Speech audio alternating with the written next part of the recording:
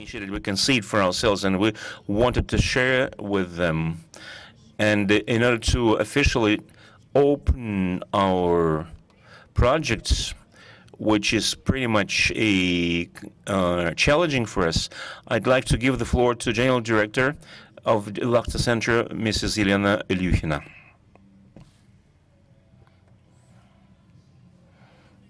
Hello. I am happy to welcome you, everyone here. I'd like to tell a little bit about how this project started. I think you will understand why it is important. When I entered this project, the task was exceptionally the only task to build, to construct the site, to construct the building. And for us, the task was not from point of its complexity of the project. We understood that the architecture we had opted for, the conception we had opted for, was quite complex. We also understood that it was possible to cope with that set, and we were viewing this task just as one task to build up a team that was about to be able to build that technologically complex project. When we started to implement that project, when the team started to implement the project, we understood that we couldn't be indifferent from the point of what we were creating and to consider ourselves only as a team of construction workers, builders that was implementing the conception conceived by the architects and designers. And as a result, we undertook quite a serious mission, the mission of forming of an environment, the mission of forming a new St. Petersburg, because we as a team towards what was going on in the city. We should be part of what was going on in the city.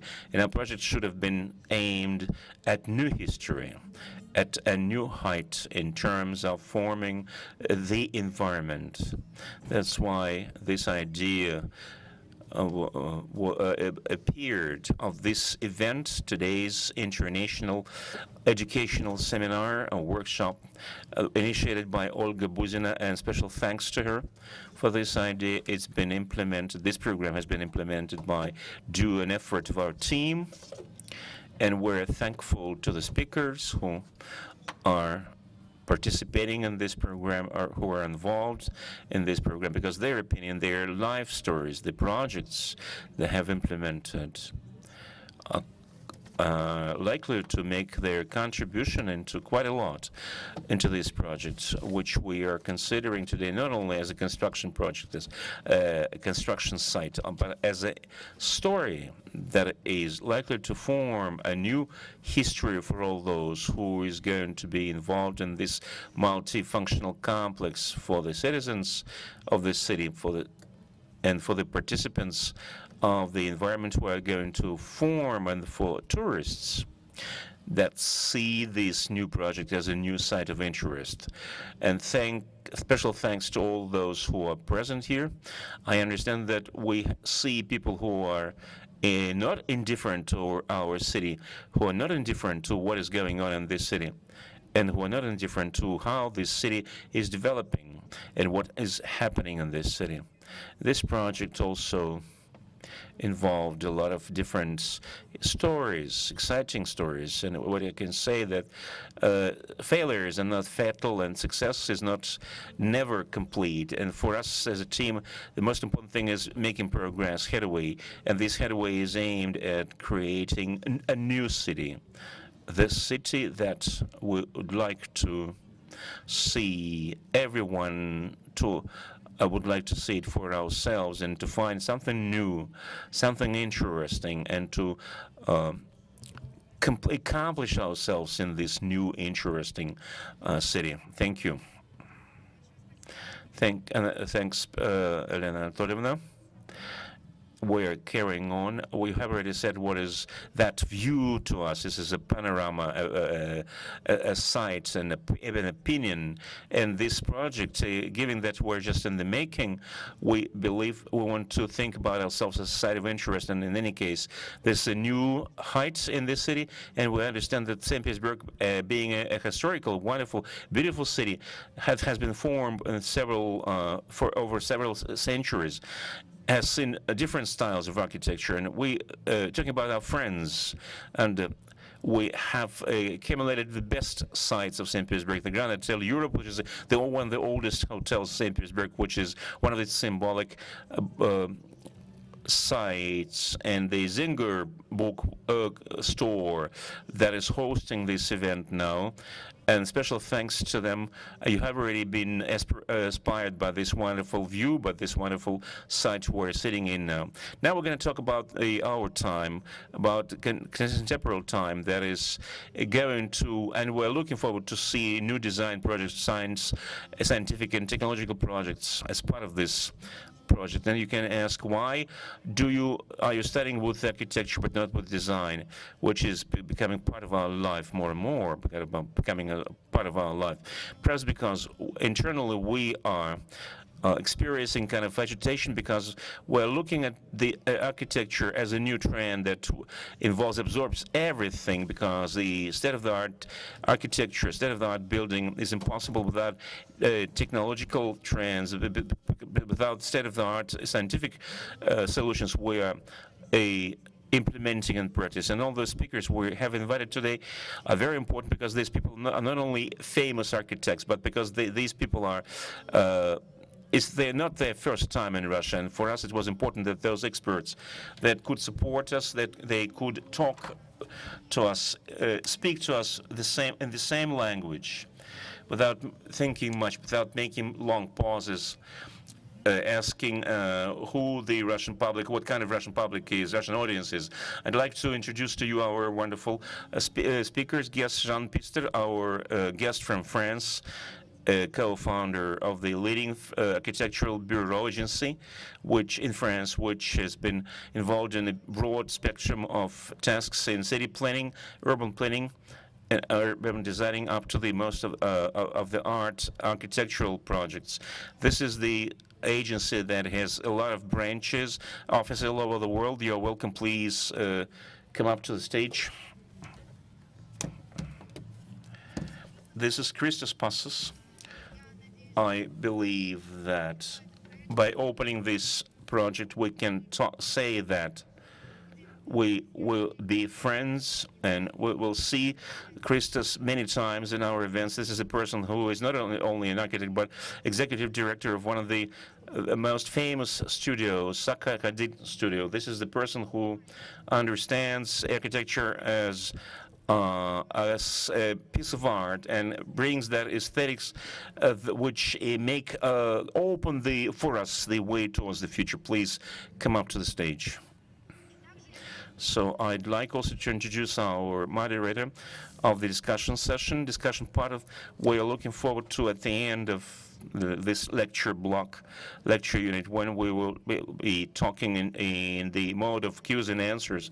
Sergei Vladimirovich Nikifor, the chief engineer of the Lakhta Center, who for us is not only our colleague, but the person whom we see as a world expert in terms of implementation of major construction projects in high-rise buildings. Please come up to the stage. I'm happy that all our guests, all our main heroes are on the stage now. And taking the right of the moderator, I'd like the audience to understand what beautiful heroes we're going to deal with. And as the moderator, I'm going to give the first question, which is going to be very short, given that the main aspect of today's event is the aspect of view. What is your view on architecture? I think this answer going to be kind of a brief, small quotations that the people could then recall, and then what is the most important thing for you as architecture, in architecture?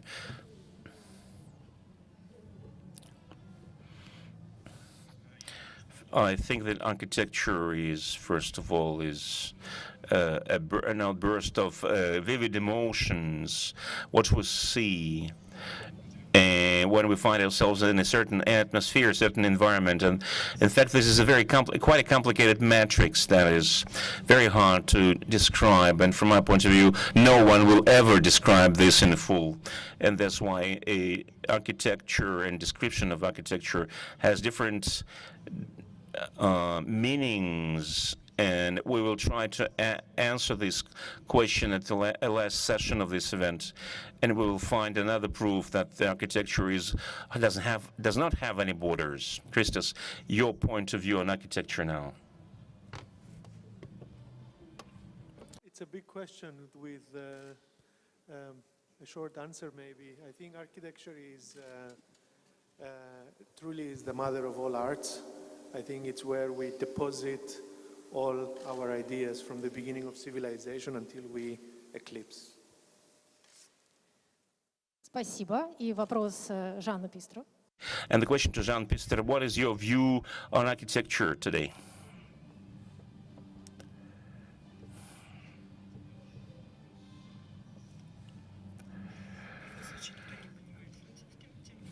So no one understands French, but it's very hard to answer this question after what we have already heard about. I think architecture is a vector of in arts, a vector of vision of the world. An architect presents his vision to the city dwellers, to the world, helps the citizens understand, feel good in this new environment he or she creates. An architect's work is getting more and more complicated, and I think that now we will have an opportunity to tell in more detail about that. Now you are going to be that first hero who is going to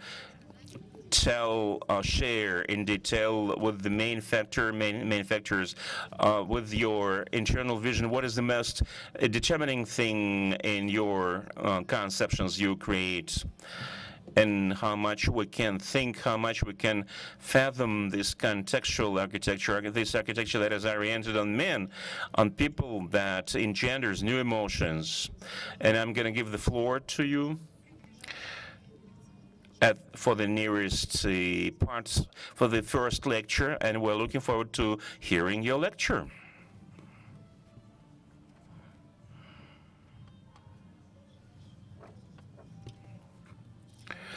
I am very happy to be present here at this event in St. Petersburg.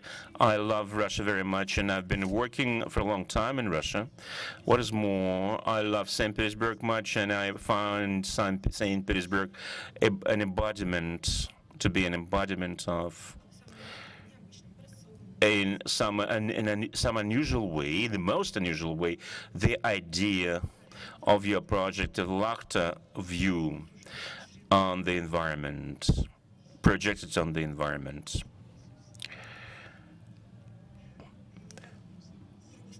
It's not that simple, really, to make a decision to build such a project, a site in the city that has quite a climatic geology and geography and setting, quite a complex setting, and to get the real piece of arts in this in-city architecture that would endear the people living here and would be the object of admiration for all over the world. The environment plays a very important role, and we're infatuated with the environment, like the presidents of the United States of America, who tend to think less about the environment. We architects more and more are proposing new solutions in terms of technologies, in terms of architecture, and many other areas. We see new technologies.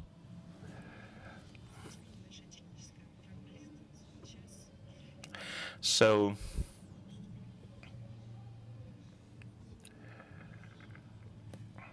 we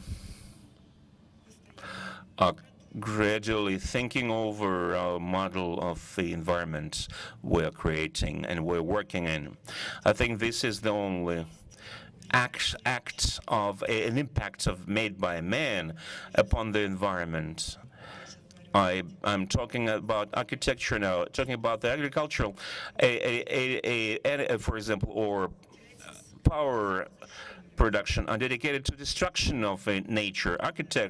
Architecture is something that is our responsibility, of architects' responsibility before the environment. The environment, in the broader sense of the word, in the broader context, makes an impact upon architecture.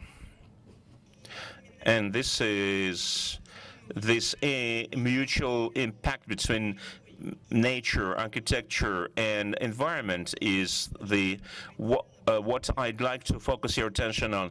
This is what will help us in today's world. This is particular conception which will help us build a relation with the environment and with the users. Outside of the technical energy possibilities of a new site, which should correspond to, should be in correspondence with the new site. It should propose its own view, its own image, which will help create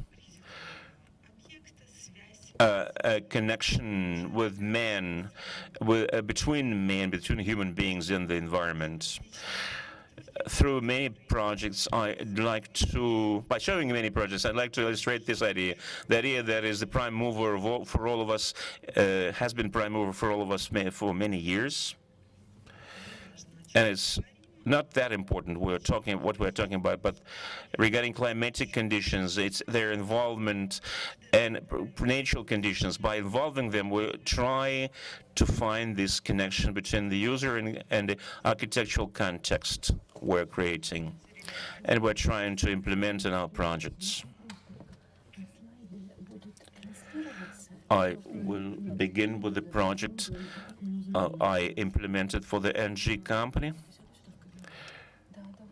the Gazprom company, and this project reveals or shows its correlation with the context, that it tells a little bit, it uses a little bit the language, street language, just like in New York, but the facades have similar correlation with the solar light, with the sunlight. Angles de la rue. On pourrait résumer le projet en disant c'est une feuille qui est la génératrice de la courbe du soleil qu'on découpe selon. It is the leaf that we turn over, and what we would like to suggest is to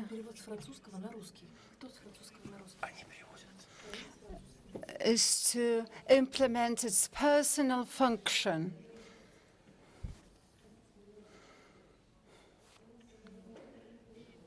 Therefore, the facades differ in the western and eastern parts, and this is the visual relation to light, which is brightly expressed in the project of La Défense. And this is what we can see in the nighttime. And finally, on the top of the tower, there is a crown which symbolizes the total approach. Therefore, the whole project contains an element which stands for the whole project, thus creating an interconnection between the observer and the context. And there are approaches applied to the stadium in Lille.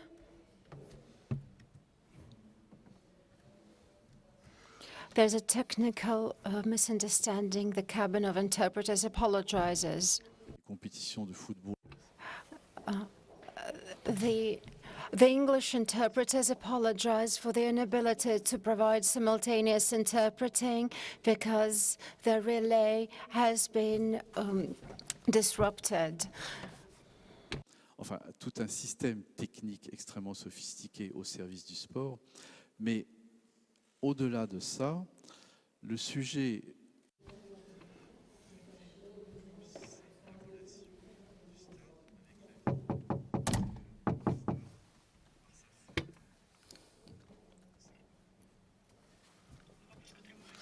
To the question we would like to take a look at is the relation between the stadium and the city.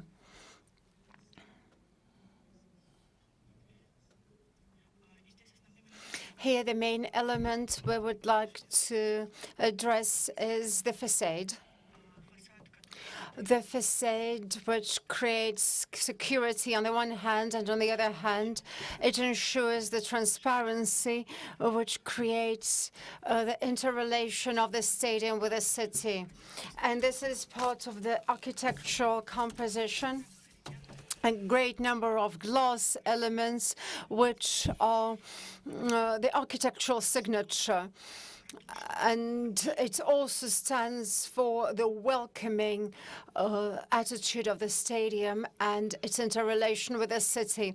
The lighting during daytime and nighttime is a very attractive element, which is quite impressive. Therefore, we can therefore, we blur the borders between the stadium and the city so that there is no physical barrier existing.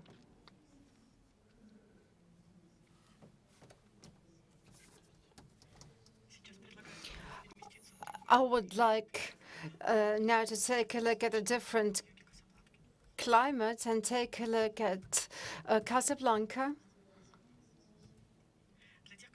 For those who know Morocco, the main characteristics is continuous sunlight. And and people value shade, and they like to be protected from the scorching sun, but they want to be in the sun at the same time. And a complex function of the exhibiting space was offered to the visitors. So there was a climatic adventure and experience created by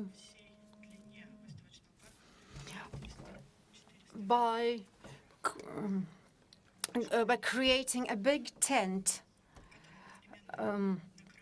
By creating a big tent of 400 meters long, which covers the visitors while they are walking from one part of the exhibition hall to the other.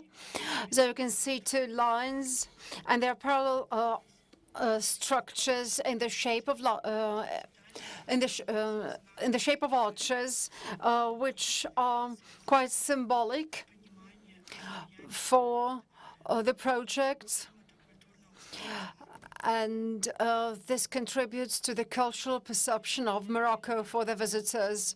This element gives us a very poetic connection to light. When the sun rays coming through the tent hit the facade, they create different graphical elements and compositions contributing to the impressiveness.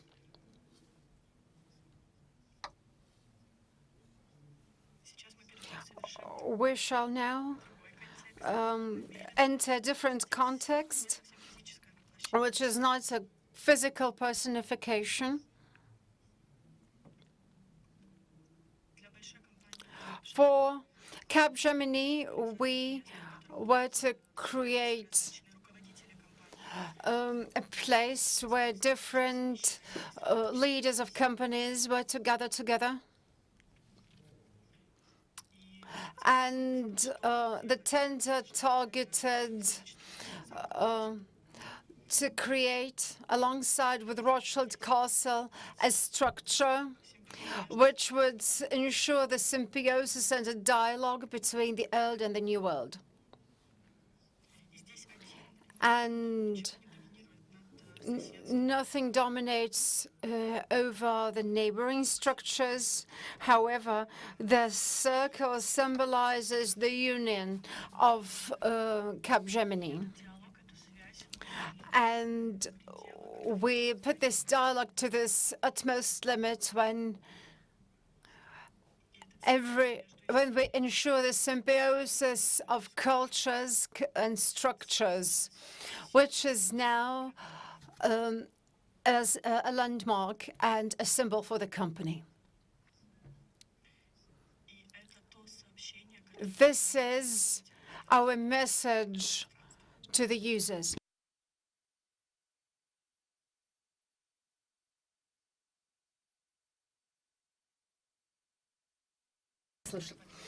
And we need to pay much attention to the detail. These are the detail which we find both in modern architecture and in the Castle of Rothschild. We are getting closer to St. Petersburg, Skolkovo Technopark, which is the adventure we have been living in for 5 or 6 years already. I think that you all know the story of the project, the goals of the projects, which targeted getting together under one roof different spheres of science and business, and locating big key companies like Sberbank, which will be much talked about probably today.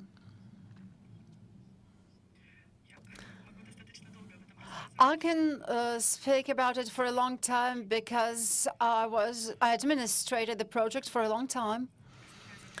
And one of the tasks of the technological park is the location of international startups.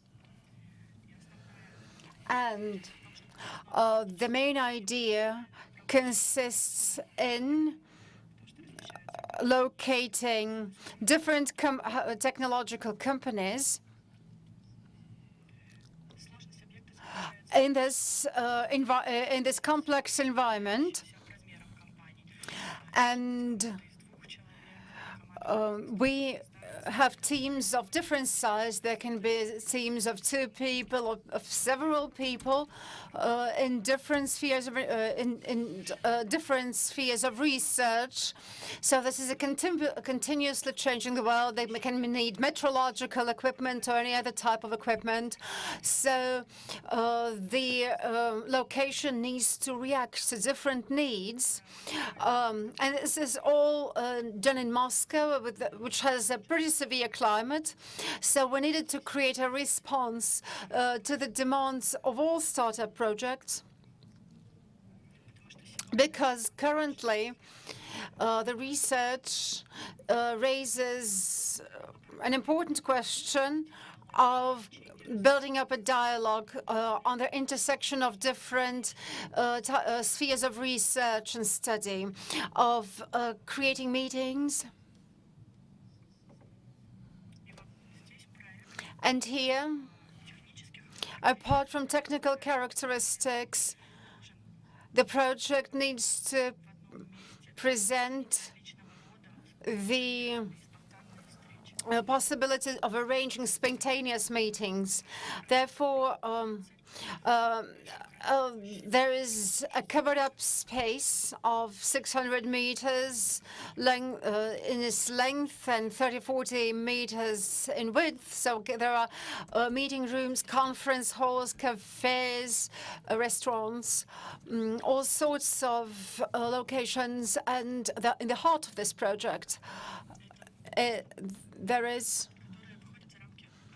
a place which is beyond architecture, which is the place where we can enter the essence of the creativity, meet the partners and our research partners.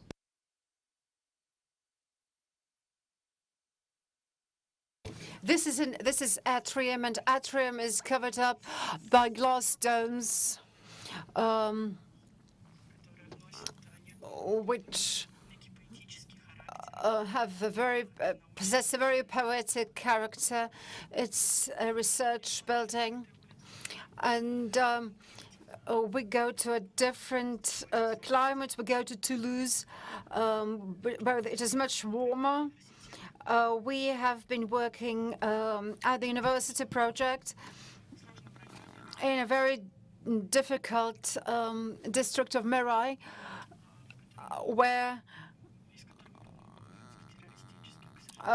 there are quite a lot of people from difficult locations. There's lots of some terrorists there, unfortunately.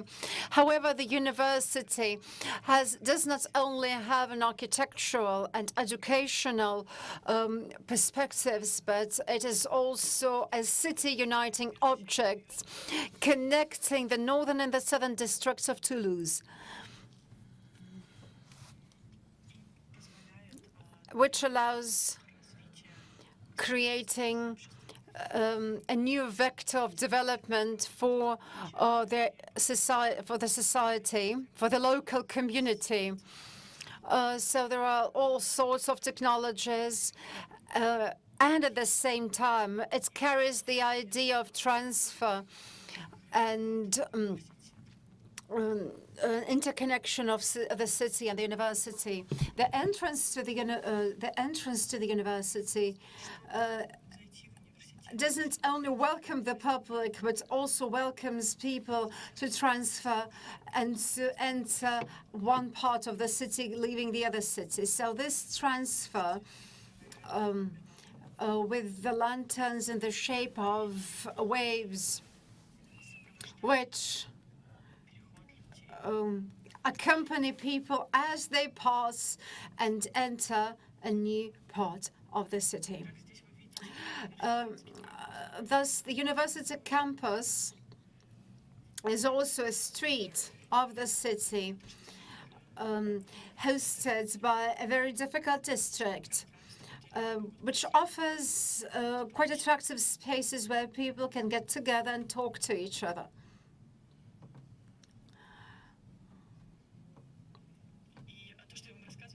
What I'm telling you is not only our initiative, it is also very complex work, which was done together with the city administration.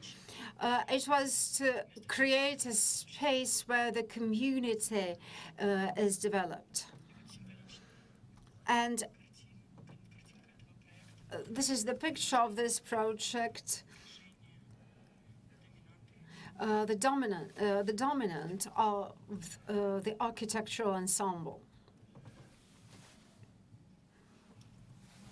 We now have visited your construction site, and we have noticed that some facades were done by Saint-Gobain. We are currently constructing the office of Saint-Gobain, which is a big French company specialized in glass and glass products and other construction materials. It is a tower, but it is a small tower. And when we are very small, we do not try to become big. We want to make sure that we create a tower, which among other towers. So it is not quite a tower, but as it is, however, a treasure, which stands for what Saint-Gobain is in its relation to the environment, because this company is very environmentally friendly. And this crystal, this gem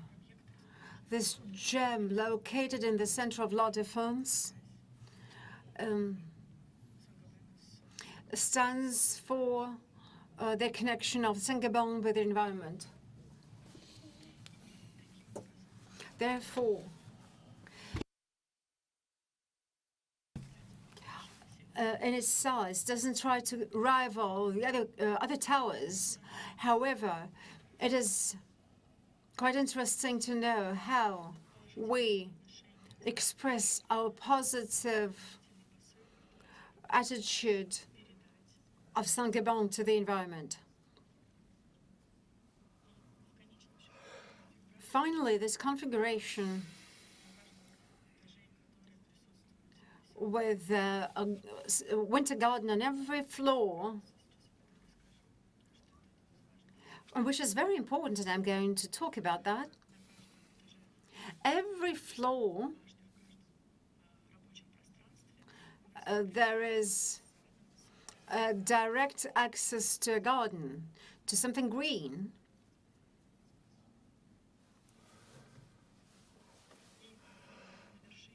On the top of the tower,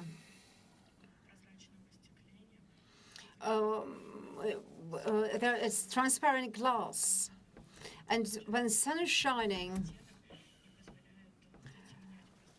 we are able to make the space darker or lighter depending on how strong the sun is. I am showing different projects to you, not because I want to confuse you, but I would like to show you the outline, which takes us to different solutions within the context. There is no imposed solution that we want to offer. Now, there's a special project in Montpellier.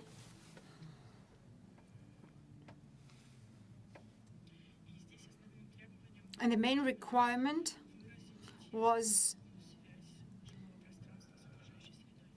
to create the tight connection with the environment, so that every apartment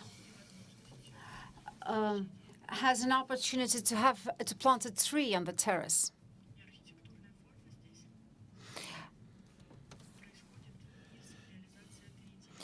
And this is how the balconies turn into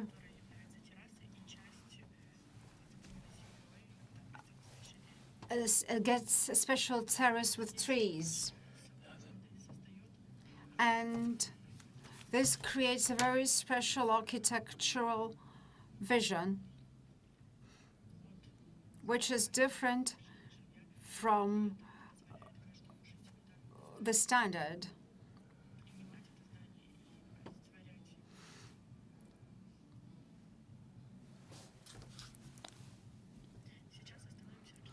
We are going to China.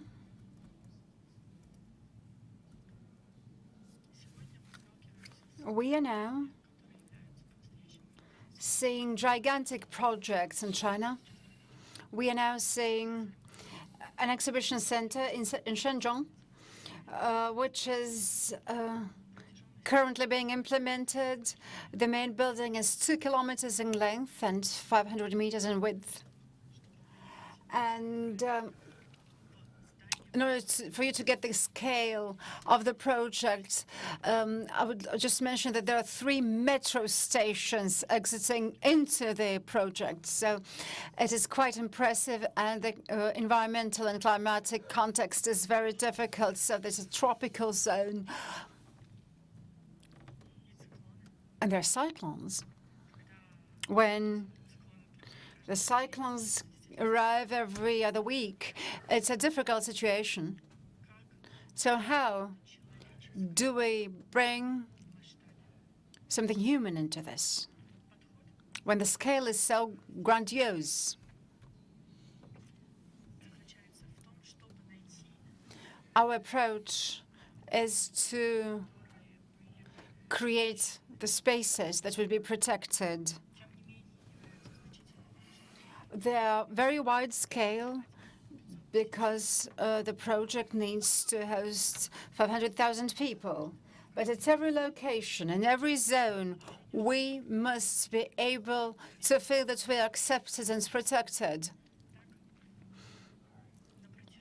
This is why we sometimes see some zones that correspond to this to the scale of a human being that can be conceived by a human being.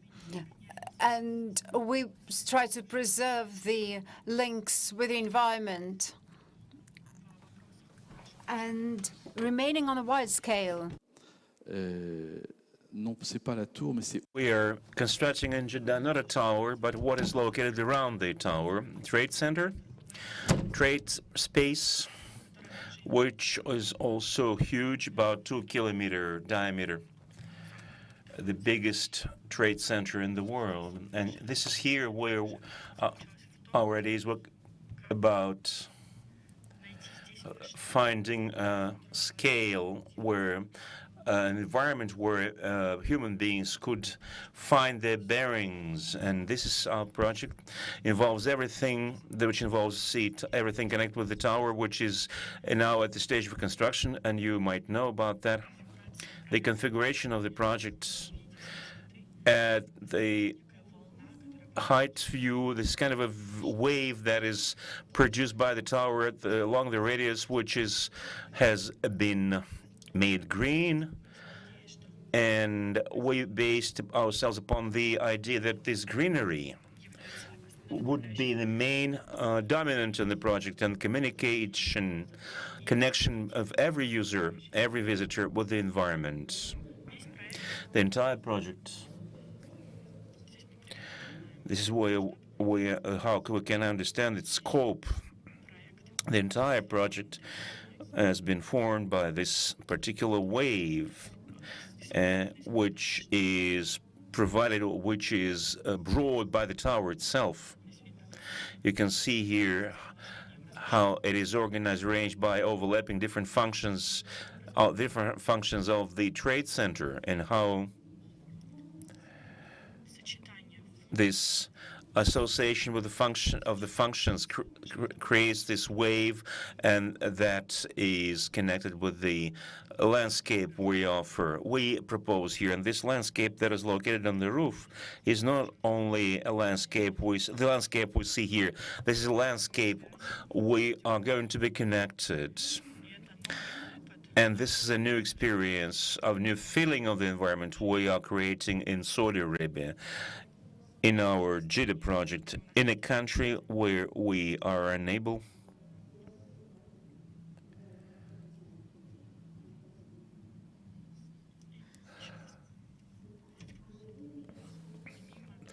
in addition to the idea of functioning the trade center, which should be attractive and functional, this attitude we propose in terms of the environment through the architectural events, through the architectural techniques. And I'm going to end up with my presentation with a minor project that, through its size scope, symbolizes our work. This is a campus in the Airbus company. Like in Capgemini, this site is going to involve a company, CEOs. This is going to be their training center, where they are going to meet to be updated on the most state-of-the-art management techniques. It's a very important project for the company. And right now we are dealing with the highly industrialized environments that has the production facilities where those Airbus jets are manufactured, and how in this industrial park, can we create identity that would express the international approach of that company, its international activity. In the center of the project, we place a ring or a circle along which a system of facades, which on the one hand enables to protect the internal space against sunbeams, at the same time which enables the company officials to connect this project with the Airbus company. This is a graphic transition or handle transfer of the effect made by air flows formed by a jet which transform this is it into form with the length of 2 meters 50, which 50 centimeters, that symbolizes a huge, strong air flow, which rotates along this facade and which creates a new site in this industrial environment. And this, by using this simple element of design or architecture, we propose this transfer of the Airbus company image, giving credit to the environment. And this has been a successful project because we have been receiving references from the company, workers and officials that identify themselves with the company, and they're working for and with themselves. This is the end of my presentation. If you have questions, I will be happy to answer them.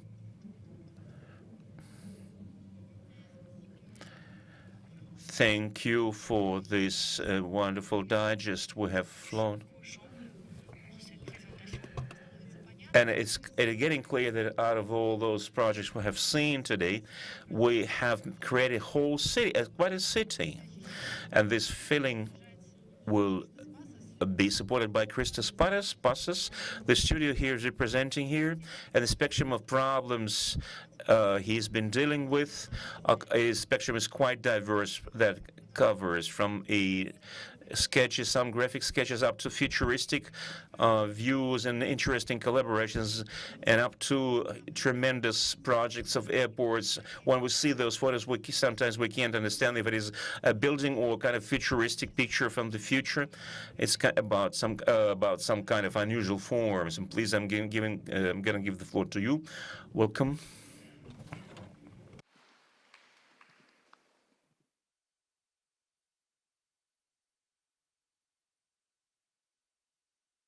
Good evening, ladies and gentlemen. It's a real pleasure to be here. Thank you, Olga. It's really an amazing honor to have the chance to be here with you tonight, and rather difficult to continue after Jean's wonderful presentation. So in the same spirit, I think we might discover that there is a dialogue between all of us about what the environment is, and I put together some slides that shows our particular understanding of this thematology. A lot of the things we do start from an understanding that humankind is moving into cities in higher rates and for higher densities that we've ever seen before. The human population became 7 times bigger in the last 120 years, and most of us are now living in cities. More than 50% of human population lives in cities, so our environment is changing, and our interconnectivity with each other and with people from remote places is changing radically. So my argument and my thesis tonight would be that our environment is becoming increasingly complex and more intensive, and we have to find ways to navigate this new environment. So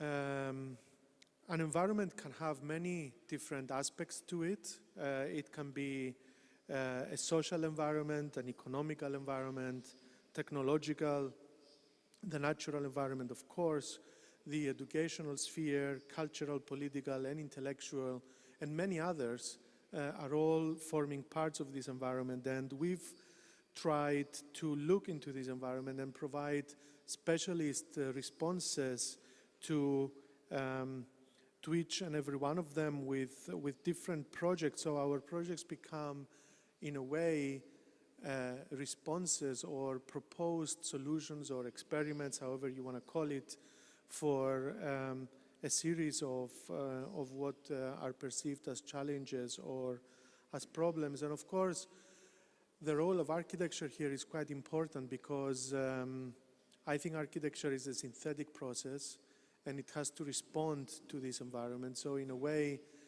what I meant to say in the beginning when Olga posed the question, what is architecture? I think our endeavor, ever since we developed tools for the first time, and the first hut about 10, 12,000 years ago, and people moved into the first house, up until to what we are doing today, is a continuous process to understand our environment, to make ourselves feel comfortable in that environment, and to create an environment which offers us a certain pleasure, if you like, in our way of living. So architecture is the container where we throw our ideas, that metaphorical container where we throw ideas, and through different processes, as design thinking, we try to provide solutions through different approaches to it. So I guess design thinking is a kind of a term that I would like to introduce, which is always in the background of our work. Design thinking means that we try to find solutions to particular problems, and we start by asking what, and we try to understand why, and then we try to think how to provide a solution to a particular problem. This new environment, I would suggest that it's getting dominated more and more about the idea of information and communication and entertainment. So in this kind of new virtual and digital environment which we use, these three components become means of communication and means of exchange of ideas and an interaction with an environment that is rather global in outlook. And at the same time, it has certain particular technological tendencies, whether this is artificial intelligence or augmented reality or virtual reality, which help us to visualize and to reframe our effort in the world, even before it gets materialized. So what is design thinking in architecture? It's first of all learning to understand what is the audience, what is the brief, what is the requirement that you have to resolve. Then you have to provide a definition of how this problem can be resolved. Then we often brainstorm internally or with our clients and our consultants to propose different solutions, and then we, of course, build prototypes and then we test. So this process is a process that is used by many different organizations. What does it mean in the end is that we are in a permanent testing procedure of our ideas. We don't provide full final solutions, but we try to engage creatively within a set of problems and to provide as best a solution as can be provided for a particular problem. So in many cases, the how we propose comes from a kind of an architectural repertoire or a vocabulary that we've developed over the last 20 to 30 years. And that repertoire is always how to do two things, how to provide a functional and a formal engagement to a particular problem. Now, how that is done, we have certain internal language that we discuss between ourselves, and this is, as you can see on the screen, how to deal with contextual integration, connectivity, taking inspiration from nature by intensifying or densifying particular urban context. And recently we have also started experimenting with not static diagrams, not the classical compositional synthesis, but more like a dynamic set of diagrams, special, extraordinary diagrams, I would call them, which are continuously in flux. So to be able to answer some of the questions that we're being faced with. And I will now like to show you a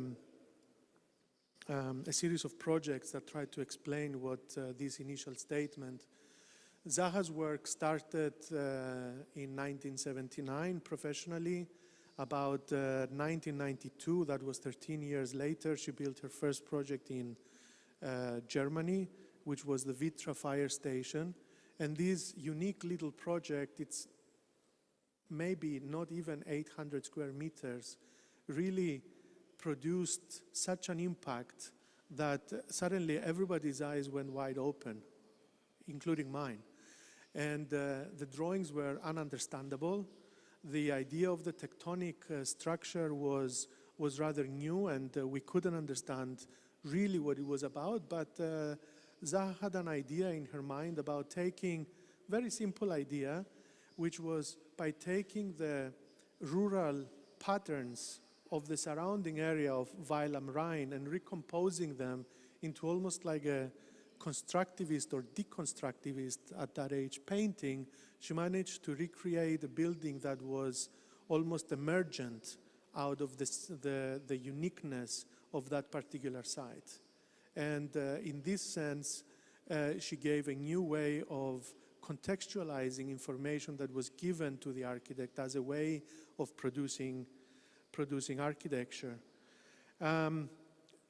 In parallel, the project for Peak Hong Kong, which was a competition she won, but never actually got to build, was in a similar way, taking the patterns of Hong Kong and really translating them from vertical to horizontal lines, and using these volumes on top of the hill of Hong Kong Island, and really producing a unique composition of unexpected qualities that were represented by these kinds of drawings. And I'm showing you this because this is the beginning of her new language, and I'm trying to show you how some experimental origins can actually have, in the depth of time, tremendous impact and influences, which then translates into these drawings.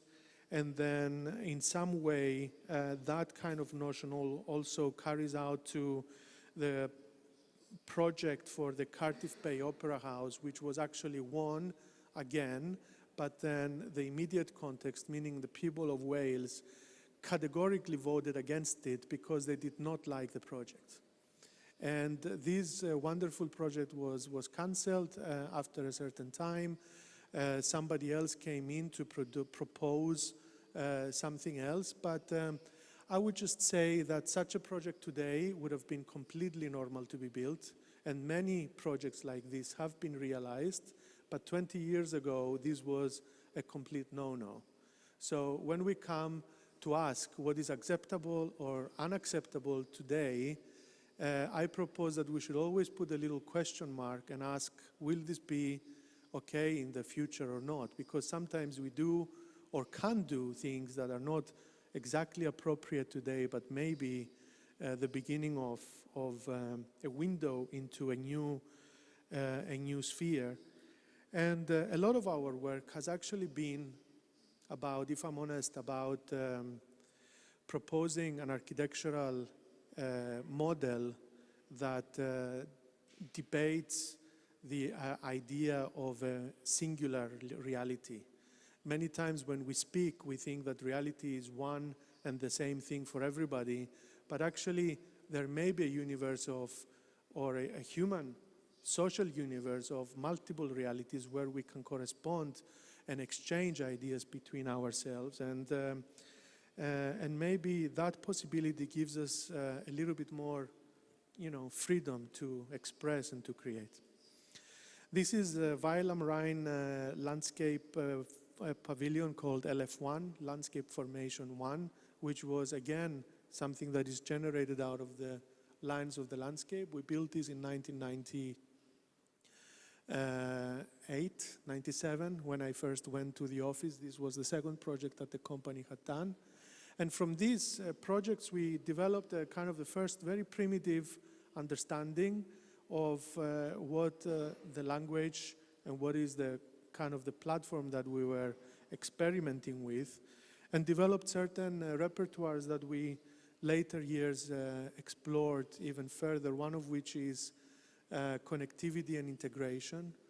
This is a master plan in Singapore we designed in the early 2000s, which was to master plan an area similar to an innovation hub, similar to Skolkovo, similar to Innopolis in Kazan and other places, Silicon Valley, but this was the Singaporean version. And what we tried to do was to intensify certain areas of this master plan so that there is areas of concentrated activity and areas of released activity. And with this simple mechanism, we managed to recreate an urban fabric that instantly gave possibilities to recognize, to navigate, and to have a clear understanding of where we are in this place. Some of the main axes shown here, the parks and the development of the buildings, and how this landscape also begins to knit itself, to blend itself into the surrounding existing context. This is a slightly more radical proposal because the buildings here are a little bit stranger looking, but it's in Istanbul. It's on the eastern part of Istanbul in a place called Kartal Pendik. And it was an area where the government wanted to propose a new master plan to unify a plot that was owned by about 220 different landowners and create a new story for what the kind of the modern Istanbul can be. So we worked a lot with this idea of parametric urbanism. We studied some of these things with Patrick Schumacher in the AA when we were teaching there, and developed a kind of an urban whole that was all about urban blocks in variable heights and densities and compositions, having a little bit of a calligraphic twist, but also allowing us rather large amounts of new flexibility driven by design tools to be able to modify the conditions of the urban environment until we get it right. So the idea here was that we modeled things in a three-dimensional environment, in a digital environment that allowed us to test things, multiple things simultaneously, very quickly, until we can analyze the environment to our satisfaction. And working again with these kind of diagrams, we begin to think about how to connect two existing parts of the city, how to magnify or densify or make smaller the sizes of the urban blocks, and create a composition that really knits, or like a spider web, connects one side of the city to the other.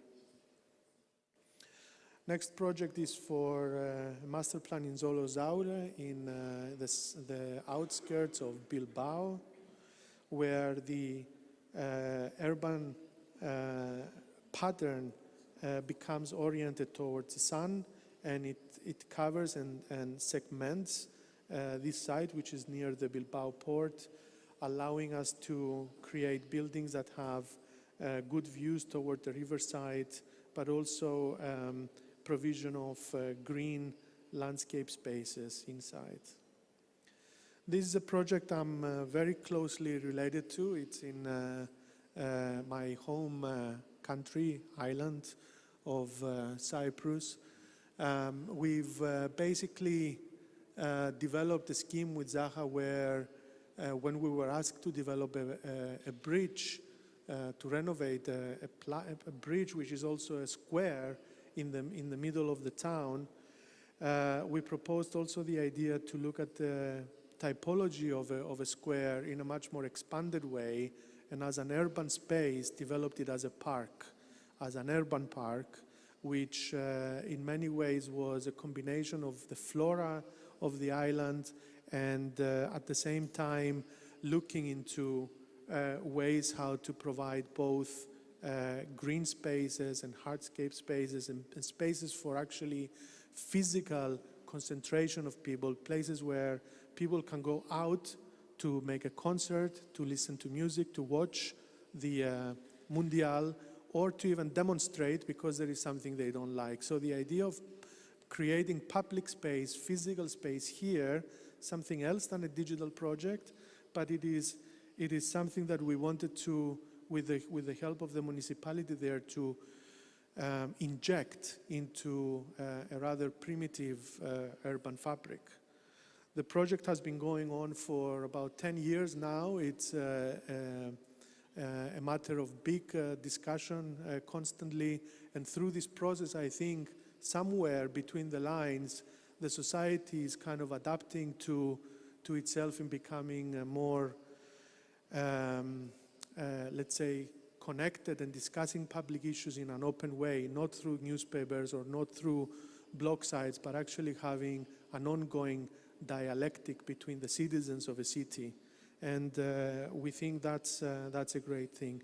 At the same time, the political ambition here is that this square, which is a segment, let me see if I can laser this somewhere now.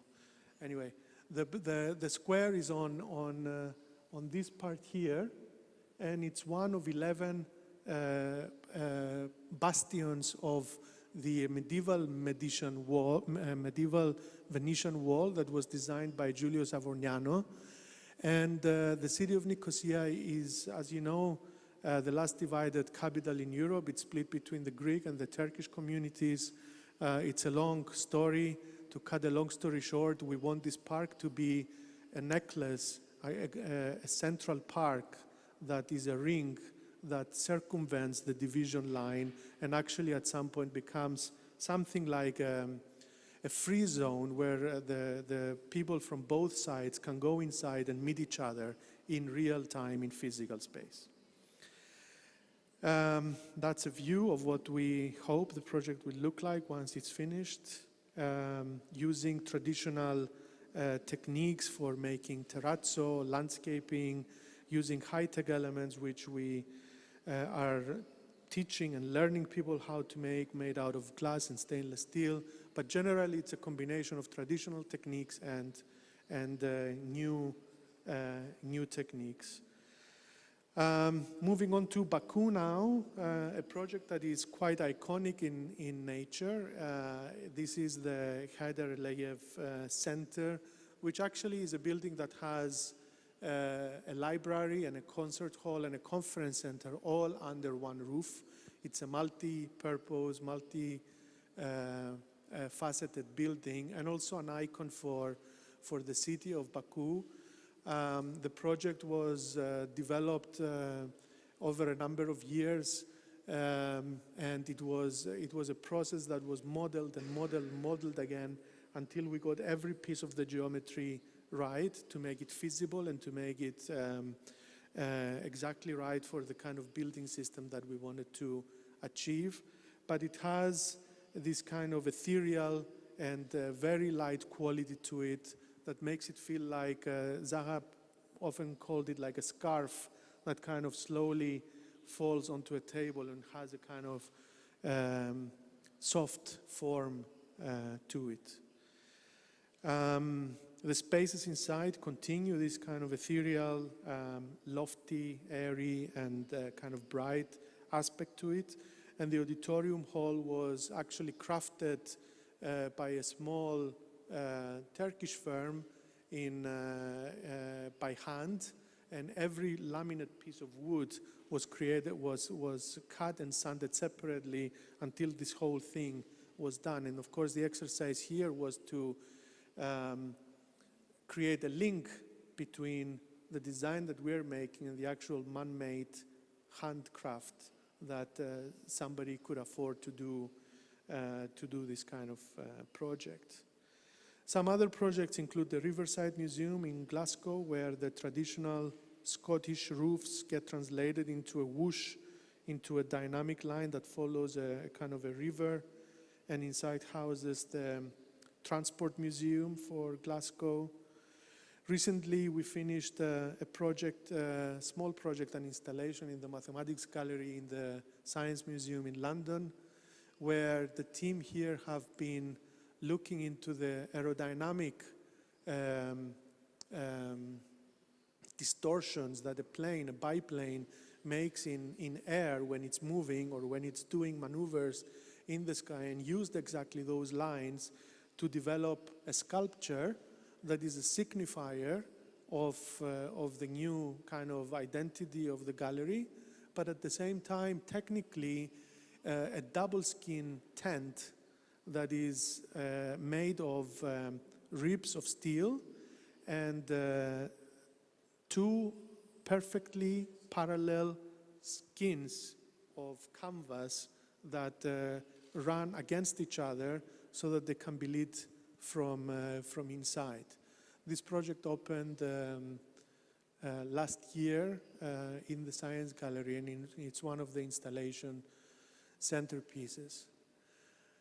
Using this repertoire, we also developed the London Aquatic Centre, which is basically evolved from the wave that awakes behind the swimmer that's doing a butterfly stroke.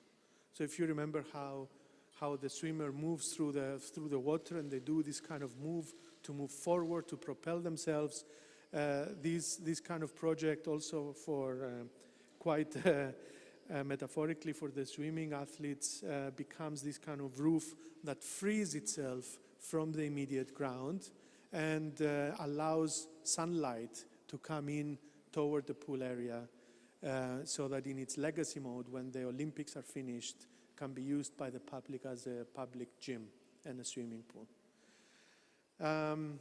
Other inspirations come from the desert. We like the dunes of the desert very much because they're ever changing, because of the way they create this kind of soft waves. And here is the headquarters for BIA, is a recycling company in Sharjah near Dubai that are going to be moving into this building soon. And of course the building was designed in such a way so that the shells provide protection from the sandstorms that you get in the desert. Sometimes you find yourself in the desert during a sandstorm and the whole sky goes blank because there is a huge wave of sand coming over. And this building was designed exactly to protect the glass and the facades of this building from these kinds of events.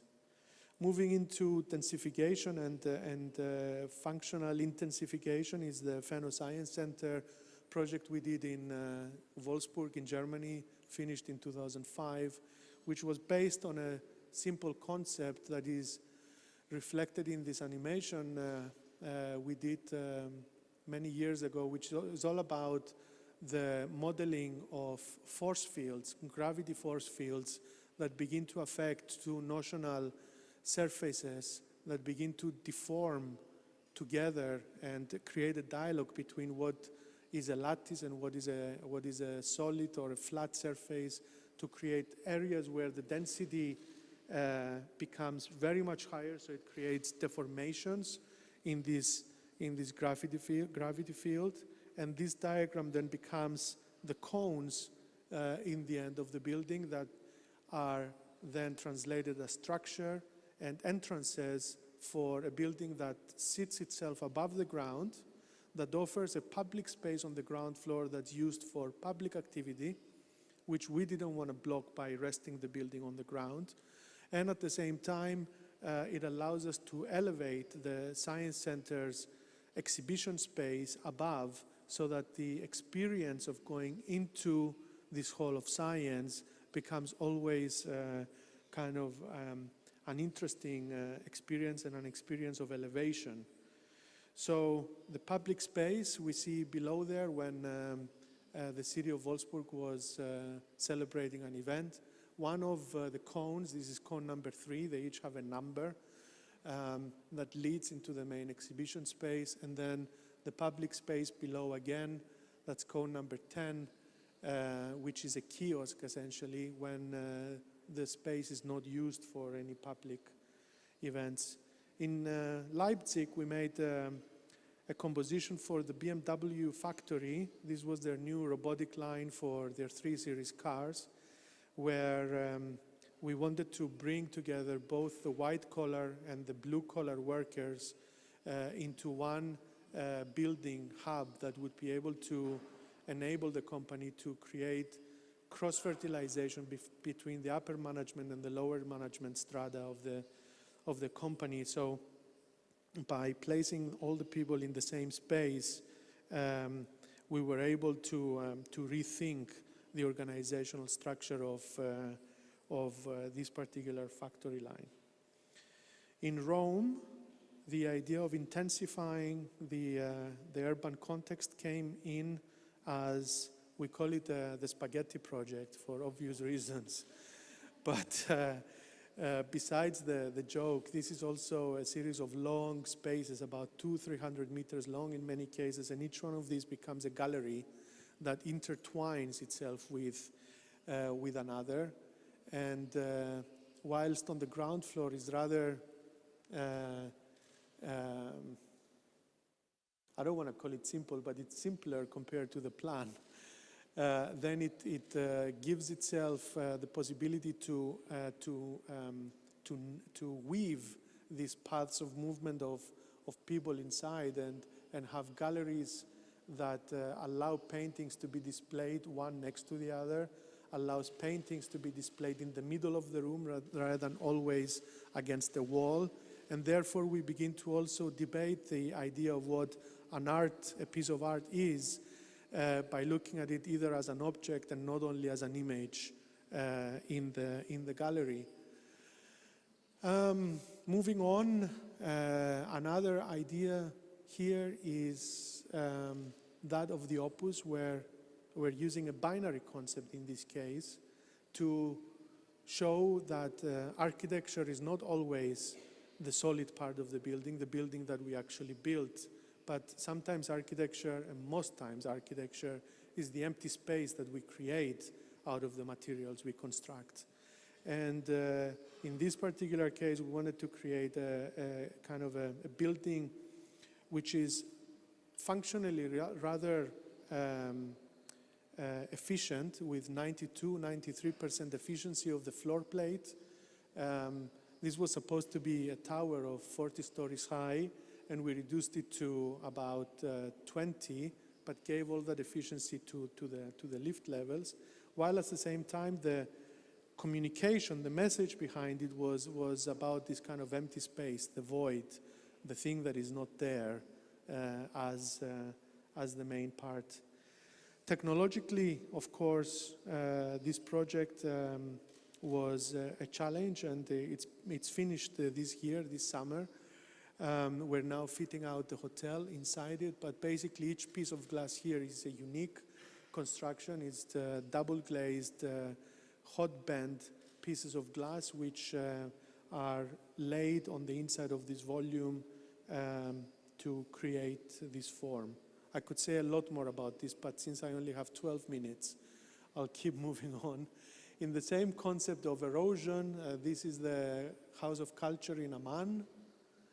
And we don't only do kind of extraordinary flashy buildings, we also work on schools. This is a school we did for high school students in Brixton, the Evelyn Grace Academy in London, where we combined classrooms according to the new standards of the British Ministry of Education, together with the sports facilities in the building. This is Dominion Tower, where we worked on and finished in Moscow in 2015, which features basically a series of floating staircases within a constructivist, or an interpretation of a constructivist painting inside.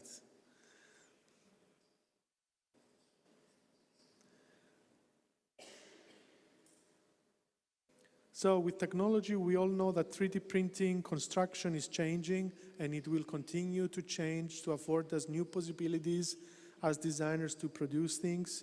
The APIS Core project is a machine that prints concrete with a plotter arm. The MX 3D construction is a steel bridge that is currently being printed in over one of the canals in Amsterdam. The Crossrail station in London is based on a technique we used when we were doing the Dongdaemun project in Korea. And we worked with a company to develop a machine that actually banks steel sheets and deforms them to be able to allow different shapes to be used as panels. Visualization techniques and scanning are very common these days as ways of surveying and visualizing and measuring. And all this stuff is falling into this kind of category of big data where we collect information about ourselves. And to cut a long story short, it's the first time we get such a complete view of who we are as a collective group.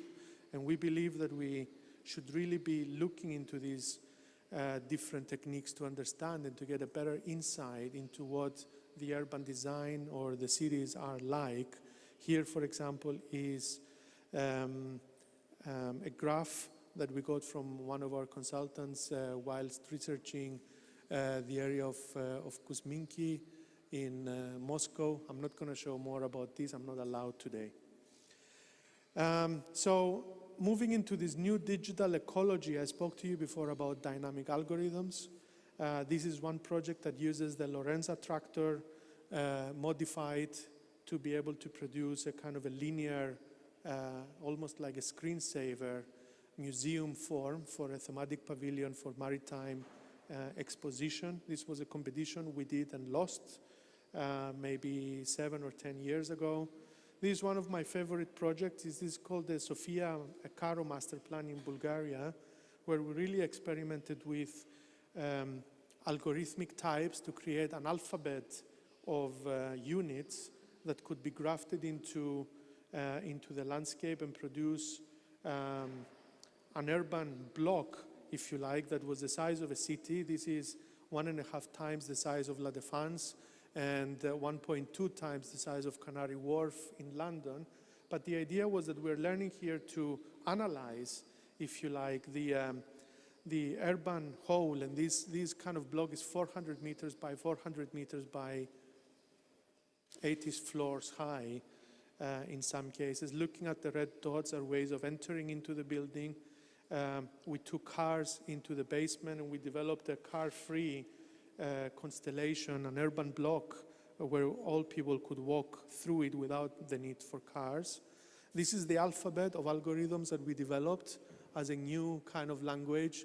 It's quite unique and a little bit also underdeveloped because we never had a chance to develop it a lot yet. We've only done a couple of projects, but you can already see new typologies of buildings being produced. And we also tested these on the drawing board as a kind of an MRI brain scan, if you like, to check the activity and to be able to do a time programming of this facility during the 24 hours of the day. In red, the urban spaces. This is another project we did for a competition for a school of biology in Cyprus, where we tried to integrate the chimneys that the biological labs would need in the university together with shading devices. So we're now beginning to learn how to solve 1 and 2 and 3 problems at the same time. Somebody was asking me before if any of our projects have been rejected. I think I've already shown 2 or 3 tonight, but we'll find a different place to use them. This is Kapsark, Saudi Arabia, and a similar concept. These canopies are also rooms below for Saudi Aramco. The project opened last year. This is Burbank, where we developed, not very clear here, but the starting point for the project of Burbank was to try to organize the way we think the kind of the workforce inside the building would cluster or detach in order to be able to to work on different tasks in different times. So you can imagine each one of those rings becomes the size of a team's space inside the building. And this is a kind of a view into the teamscape of this office building and how it kind of develops into a more complete composition formed with veins that connect to the different fire escape cores, how the different areas of the building can function in different times of the day.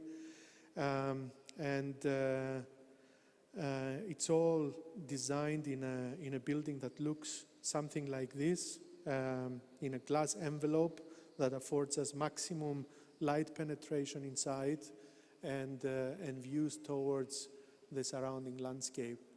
Our main atrium, which also becomes a point of identification for the Sberbank employees, and some diagrams showing how the interior spaces may be organized in an agile and flexible way to provide the client maximum flexibility in task management and project management, let's say.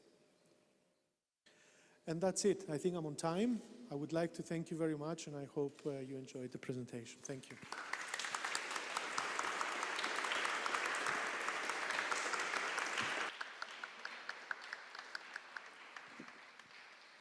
Огромное спасибо. Thank you so much, Christos, and I apologize for my trying to sidetrack you from the universe you have immersed us into. And now I'd like to focus your attention to the fact that everyone has our presentations, has a special form to fill out in the first pages. We want to, and we will try to give these questions to our speakers, and for us to have some rest and to carry on later. We're now going to make a 20-minute break, and now we are waiting for you, expecting you soon to carry out our event. Thank you.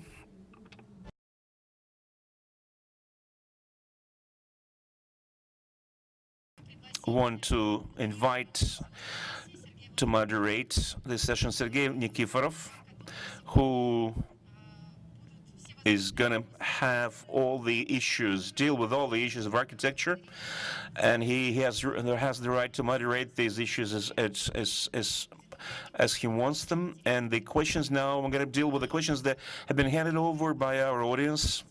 And a couple of words before our discussion, when I asked Sergei Vladimirovich if he was ready to support us today, he said, "Why? I'm not an architect. Why should I moderate this session?" I thought that it was logical that such a wonderful specialist working near us should give questions to architects, because part of his professional activities is to implement what they invent. And I think he's going to be quite an interesting moderator with interesting questions. And Sergei, I'm giving the floor to you, and our speakers, both of our speakers, please, Sean and Christos, come up to the stage.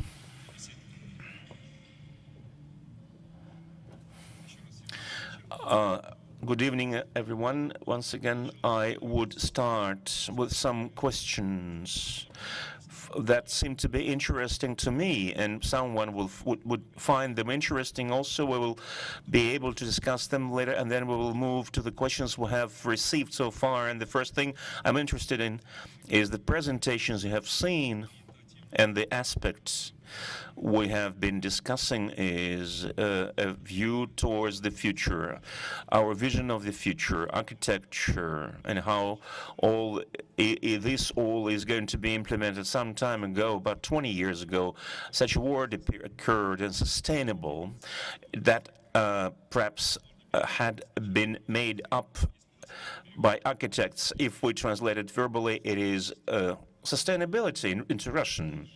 Then we started to translate that word as sustainable development. As a result, some norms have occurred that describe what sustainable development is for the cities, for buildings, and so green technologies also took up the slack, and all the aspects occurred. Then all the architects occurred, and whatever project was initiated, it was initiated with this word, with this sustainable development. Some time ago, another word occurred, resilient, which is again translated verbatim as resilient. But how it is translated and what it means, we still don't understand fully. And some architects do use this word, and when they show their projects of the future, and when they tell about their projects, they often use this word, resilient. And as an example of what it might mean is how much a village or a city or a building are resilient to some external shocks. It might be economic crisis, might be tsunami waves, it might be some terrorist attacks. As an example of the most resilient object is perhaps a village in Vietnam, which is based upon wooden pillars, and during a regular flooding,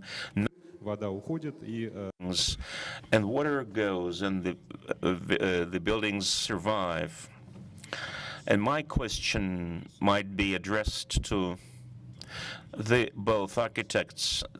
There's been this word, sustainable, then resilient. The word resilient occurred. Please tell in 10 years' time, what other word might occur?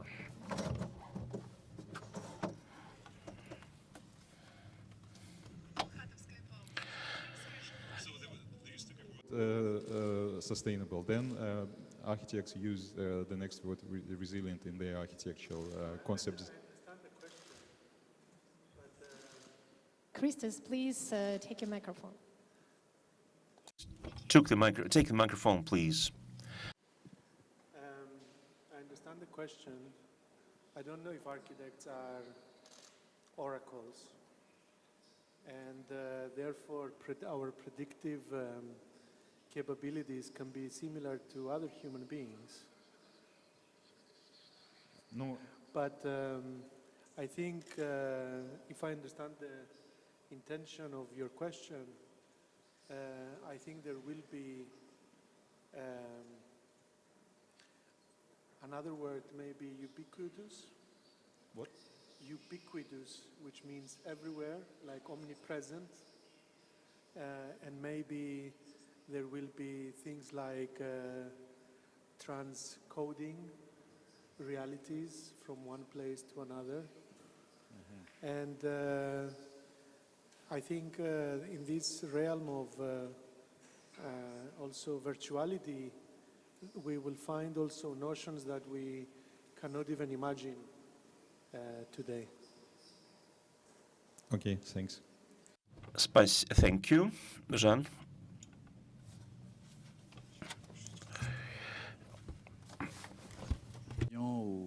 I believe that such words as resilient or sustainable have quite a restricted impact in terms of architecture, because sustainable means that, in fact, some kind of stamina, like when you were telling about those village in Vietnam that are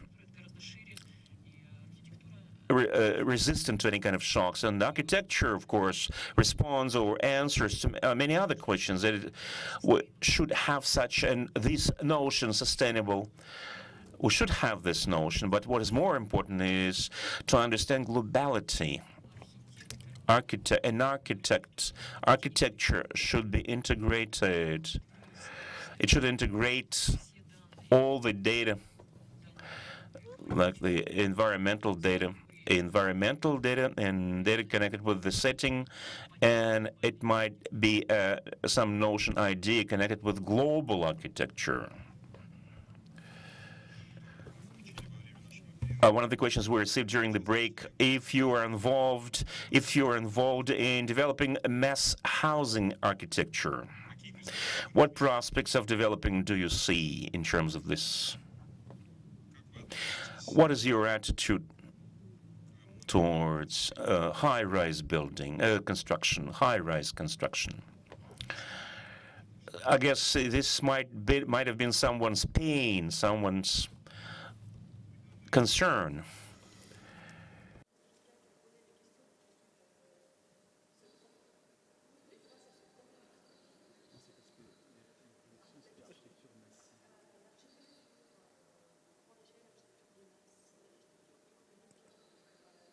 Please use a microphone. What it meant by mass is high-rise construction.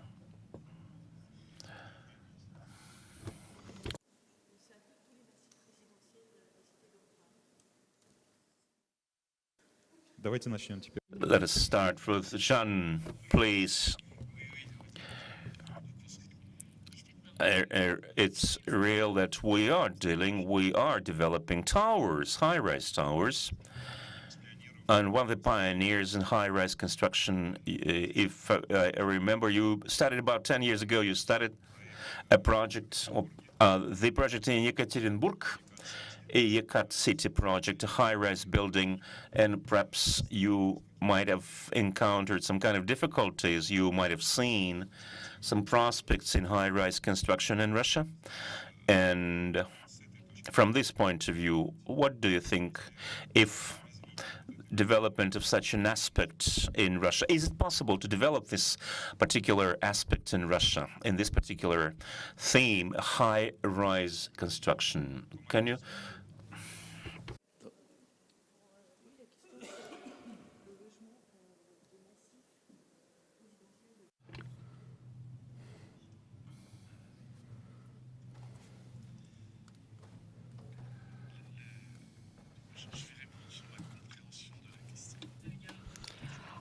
I will respond the way I understood the question. You mean residential construction? Do you mean residential?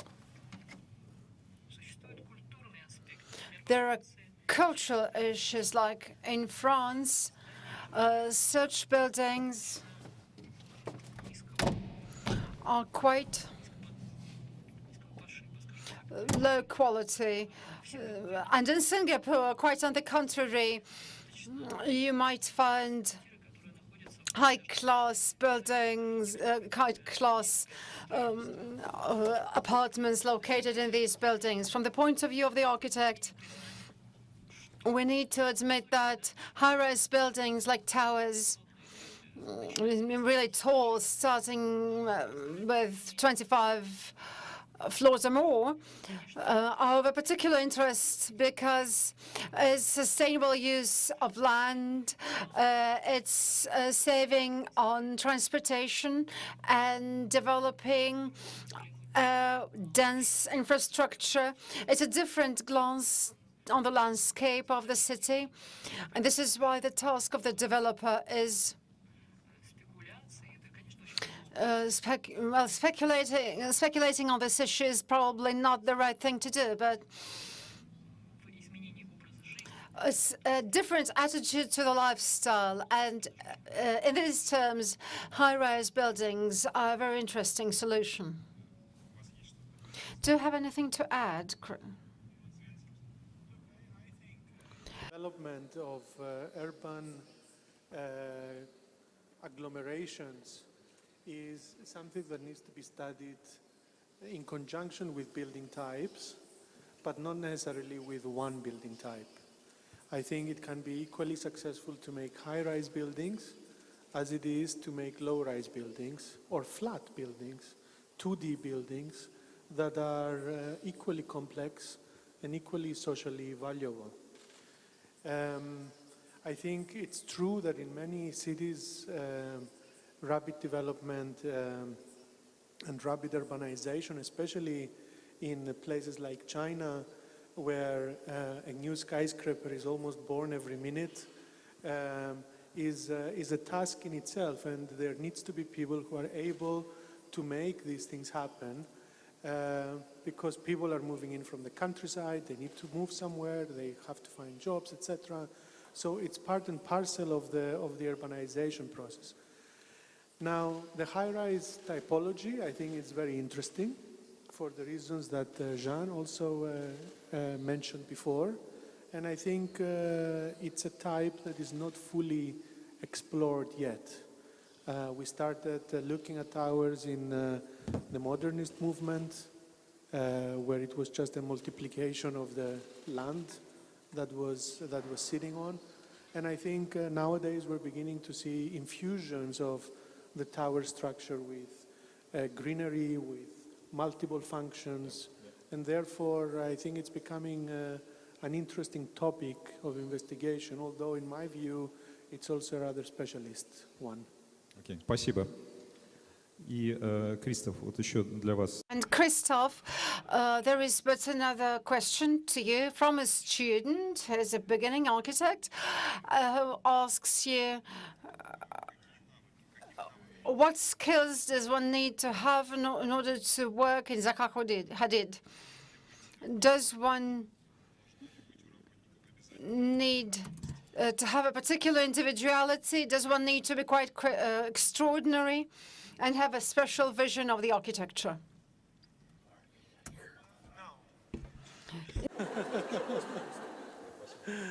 You need to be able to work hard forever. You need to have good imagination. You need to want to make things better every day. If you have these three components, I think you're in a good place. Окей, спасибо. Следующий вопрос. And the next question. Jean, probably you better respond to this. Is it possible to turn old factory buildings into architectural masterpieces without changing their baseline structure?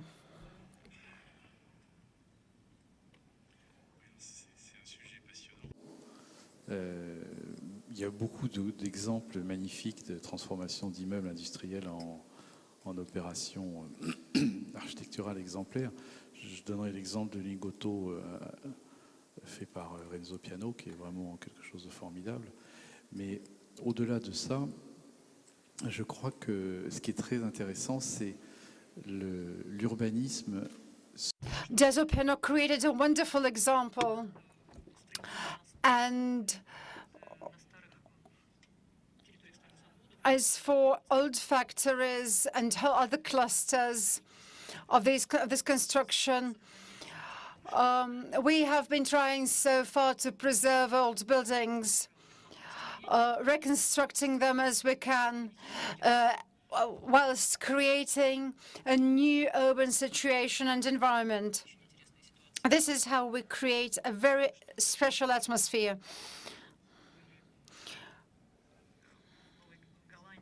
We have just visited New Holland and St. Petersburg, and the dynamics of the building has been changed. And I think that the transformation of industrial buildings can be quite attractive and useful. These are the places which require creativity, and we can find such of them that we wouldn't have found if we just were building anew.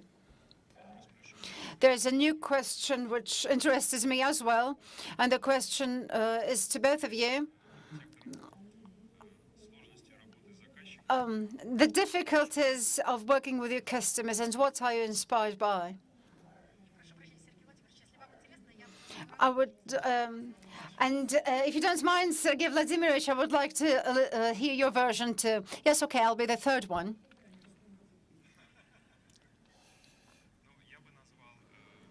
I would say that one of the most difficult issues for an architect is a glance from aside, and it's for a customer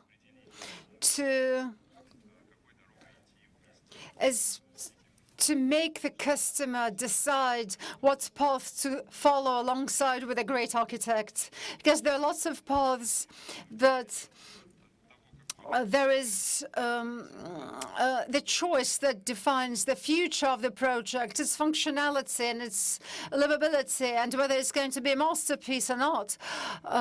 So I think it's the most difficult issue, which requires the effort of on the architect's behalf to inspire the customer to follow the correct path. It's not only the architect who should run along this path and marvel, but there must be other people following the architect as well.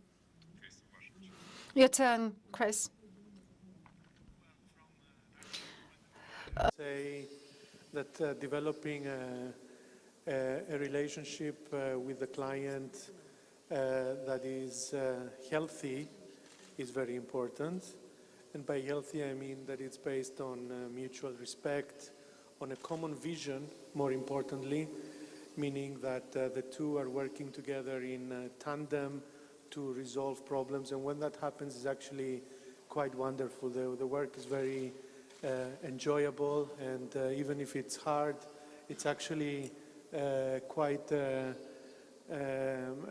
you know, it produces enthusiasm, it produces creativity, it keeps everybody engaged. And therefore, I think this relationship always very important. But I would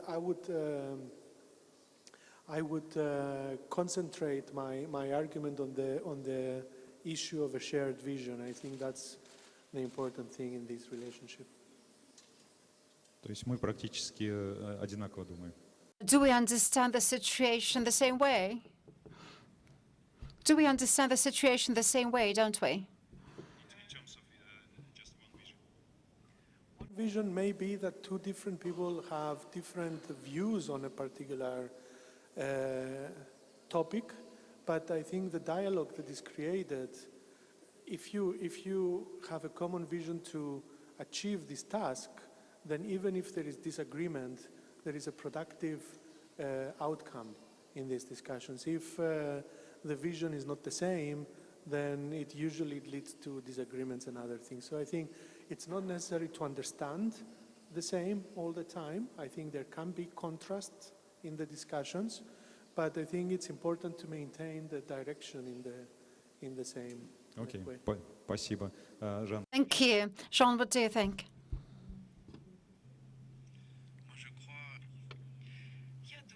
I think love is the most important thing. 3 or 5 years, for 3 or 5 years, we live in the project, and if we are not in love, it's very difficult to achieve what we want to achieve.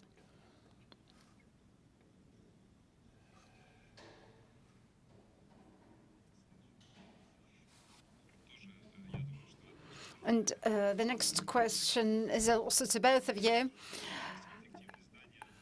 How important is the efficiency and practical application of the building? This question is very important because how much within the building is done for the sake of high architecture and how much for the sake of practice?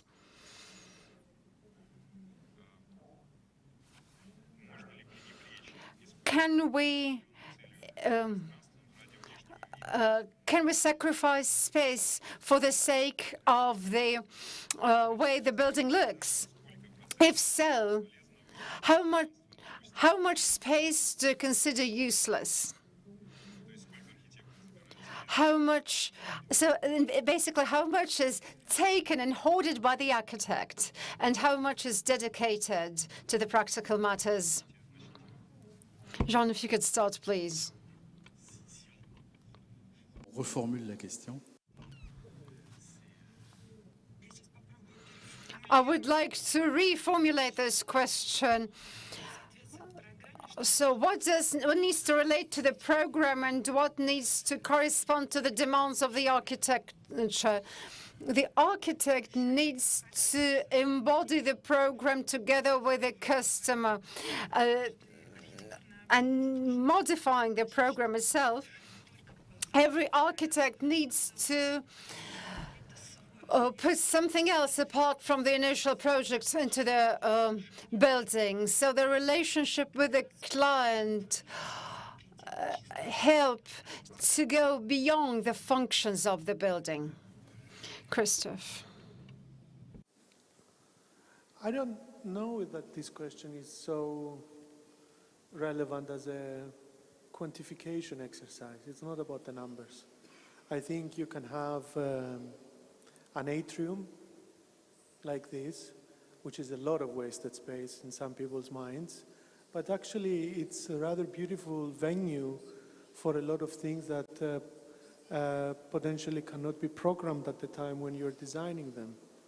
Similarly, for example, on the Opus, the most important part of the building was outside the building, so we didn't lose any space. The architect doesn't need space for his own capriciousness. A good architect can work with all the limitations and they can produce wonderful results without having to necessitate places under the carpet, if you know what I mean. Yeah? Спасибо. Очень хороший ответ. Следующий вопрос тоже от... Thank you. Wonderful answer. A question from the students of an architectural university.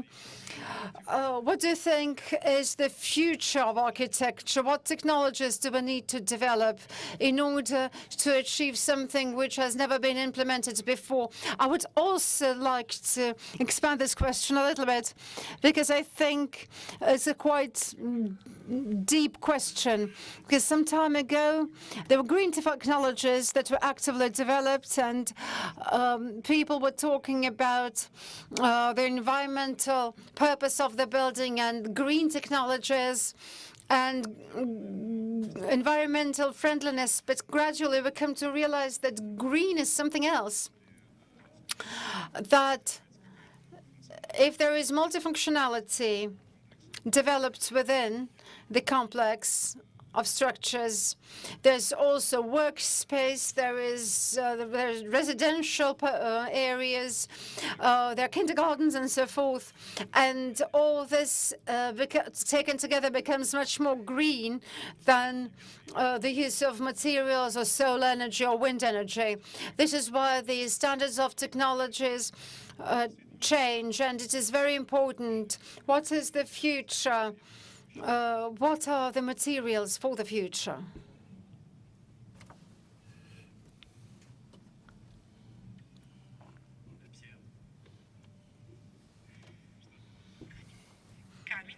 It's the stone.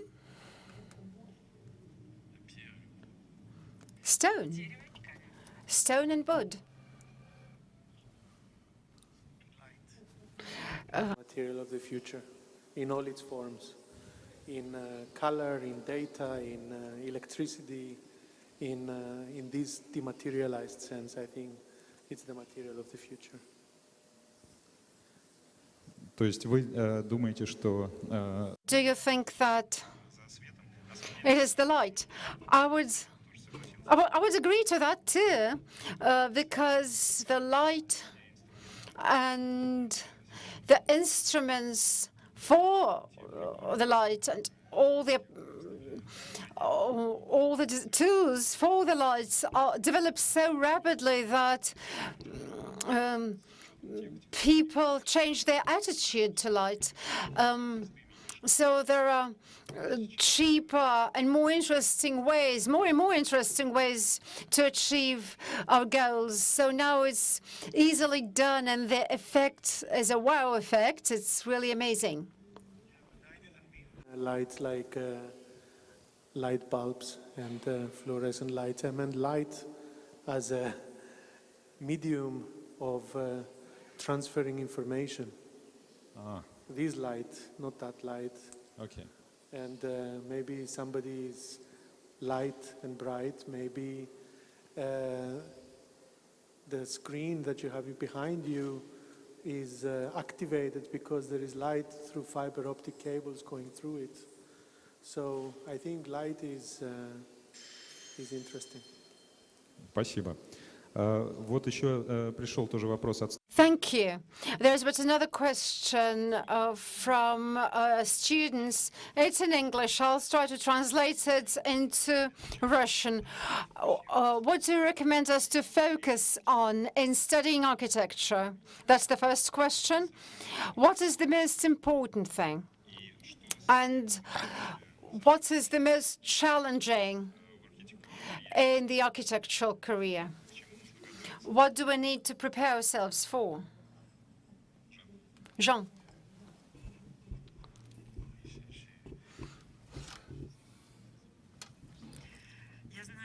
I know that this question haunts all students when you want to become an architect.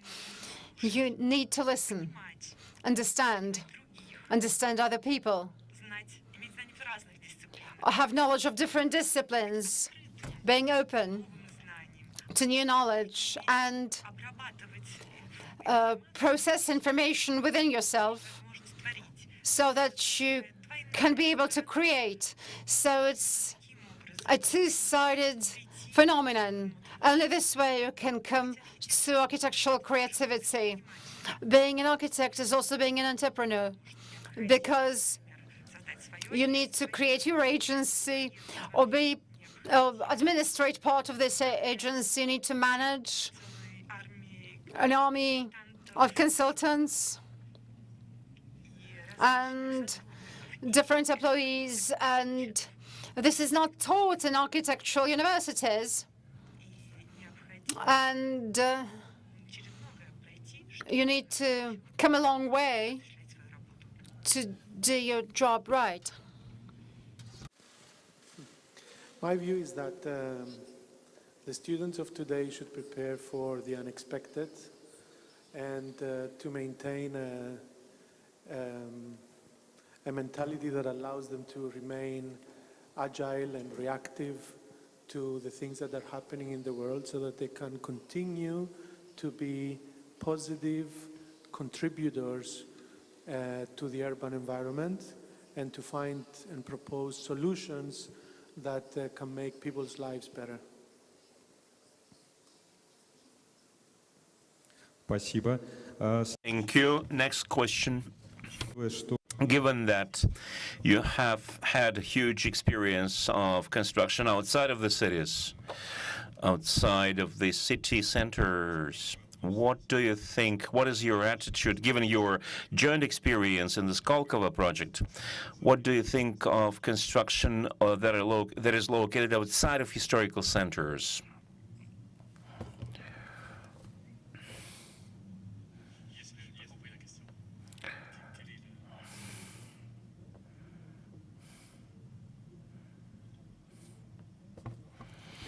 Vous voulez dire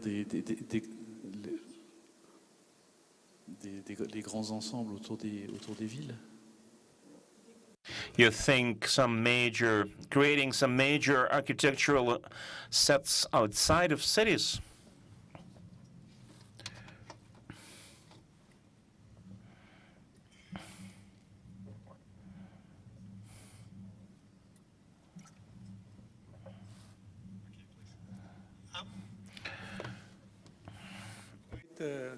Cool with building inside historical centers and outside them. I think they're different environments, and they have to be dealt with different degrees of sensibility. And I think it's possible to do good architecture in dialogue with archaeological sites or protected sites, at the same time that you can do good architecture with in the absence of any, well, there's never absence of any context, but the absence of any architectural context, let's say. But there will always be a context to relate to. And I think it's a matter of professional approach to the subject of architecture in the end, yes. Окей, спасибо. Крис. Thank you, Chris, and the question that was to you by associate professor of the chair of light design. What is your attitude towards the conflict between the historical outlook of old cities and modern tendencies in architecture? What is your attitude towards the conflict between the historical outlook of old cities and modern today's tendencies in environment forms and architecture, and how can we avoid such a conflict? I don't like to see the conflict. I like to see the opportunity in these situations. In doing our project on Eleftheria Square, we were building right next to one of the biggest medieval citadels in the world. It's a walled city of 2 kilometers in diameter. And we had a very good and productive dialogue with the Archaeological Commission to convince and to listen to their sensibilities and to convince them for how a new piece of architecture could coexist together with a UNESCO monument, for example. And it was a totally legitimate process. So I think the outcome of all that experiment, if I can call it, was that we cannot be only protective towards towards heritage. We also have to understand that we need to live with it, and living with it means that sometimes we have to upgrade it. And life in cities needs to continue. It cannot stay still like a museum. Actually, I think a city needs to continue living, and the contributions of this generation and future generations are equally important as those of the past. Okay, спасибо. И, наверное, последний. Think the last question, given that we're pressed for time, I will give it on my behalf. Given your renowned experience, and given that you have worked in many countries and many cities, from your point of view, proceeding from your experience, what is the place? What is the city you is, from your point of view, is the friendliest from a point of innovation, architectural ideas, where you wouldn't fear use most innovative ideas, be aware that they would be accepted?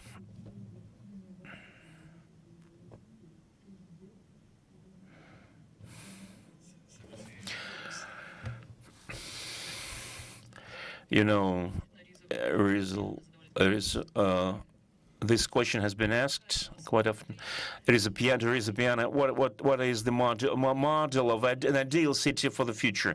And he said that the city of the future should be like a city of the past.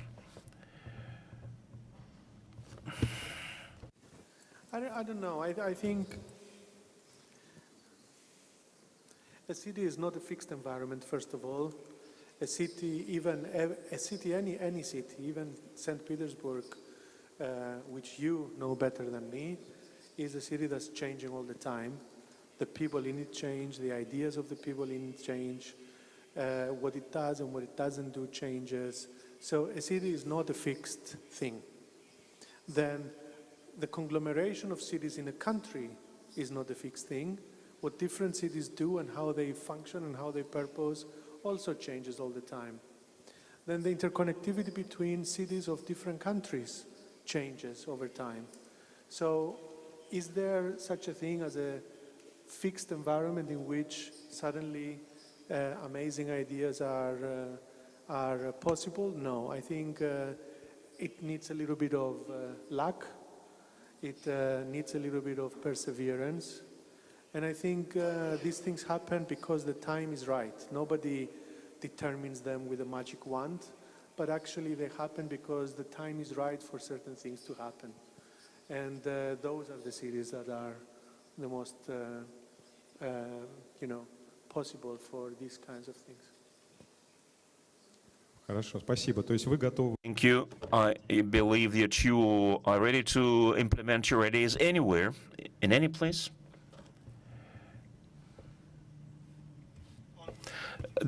Okay. Спасибо. Thank you.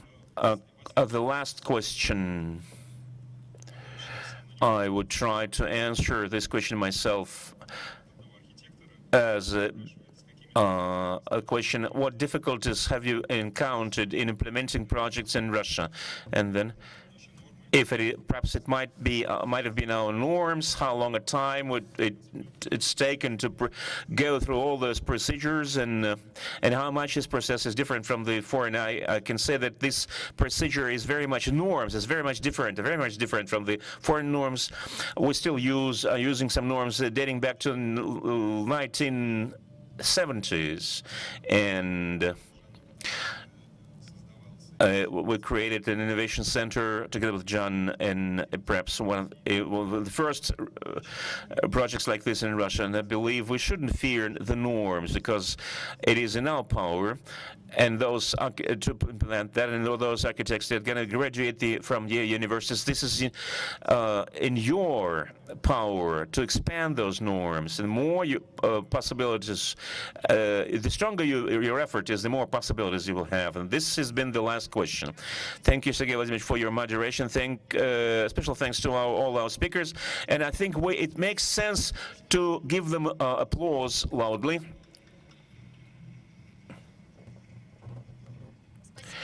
Thank you. Thanks to the speakers, thanks to the audience, those who have joined us online. And for me, I am making some marks here, and as our meeting goes on, we've been using such notions as human new forms, love, as we were told by our French speaker. And I think that these notions, these categories, following the logics of our speakers, that in order to be a good architect, we need to listen and to be open. All these beautiful words will help us in our real activities, in comprehending this, in trying to comprehend our city, the city we live, and we are looking forward to seeing you at our next meetings. And next aspect is going to be nature, and I promise that the speakers will be very interesting, and looking forward to seeing you at our next events. Thank you.